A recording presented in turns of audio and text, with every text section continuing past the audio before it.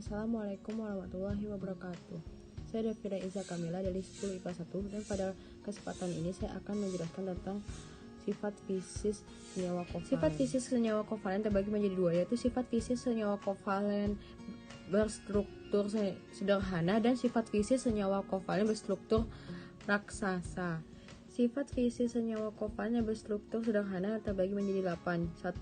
Senyawa kovalen berupa gas, zat cair, atau padatan lunak pada suhu ruang.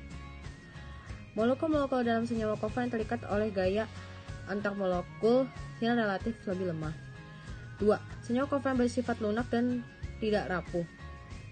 Gaya antar molekul yang lemah dalam fase padat menyebabkan molekul-molekul yang dalam struktur kristal mudah bergeser.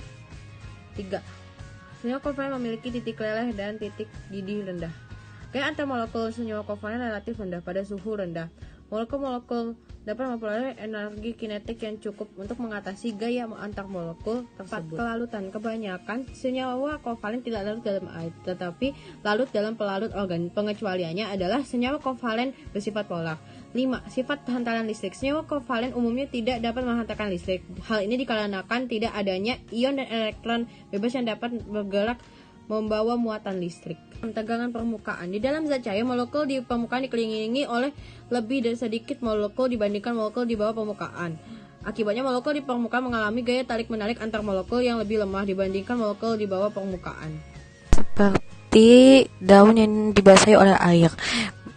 Gaya tersebut menimbulkan gaya tarik-menarik antar molekul karena permukaannya lebih lemah dibandingkan molekul di bawah permukaannya. 7. Sifat membasahi permukaan oleh zat cair. Gaya antar molekul mempengaruhi kemampuan zat cair untuk membasahi suatu permukaan. Ke-8. Kekentalan. Gaya antar molekul mempengaruhi kekentalan dari zat cair. Semakin kuat gaya antar molekul zat cair, semakin sulit molekul-molekul zat cair itu bergerak atau mengalir, atau semakin besarnya kekentalannya. Senyawa kovalen berstruktur raksasa terbagi menjadi dua, yaitu unsur karbon dalam intan dan unsur karbon dalam grafit. Unsur karbon dalam intan. Intan merupakan kristal mengkilap yang banyak digunakan untuk perhiasan. Atom-atom C dalam intan bergabung membentuk struktur kovalen raksasa yang tidak stabil tetapi juga simetris. Unsur karbon dalam grafit. Grafit merupakan pendataan Islam yang mengkilat. Struktur grafit terdiri atas lapisan-lapisan dengan masing-masing atom C. Lapisan dikelilingi oleh 3 atom C lainnya. Lapisan tersebut kemudian terikat oleh suatu gaya elektrostatis yang lebih lemah. Adapun contoh senyawa kovalen berstruktur raksasa yaitu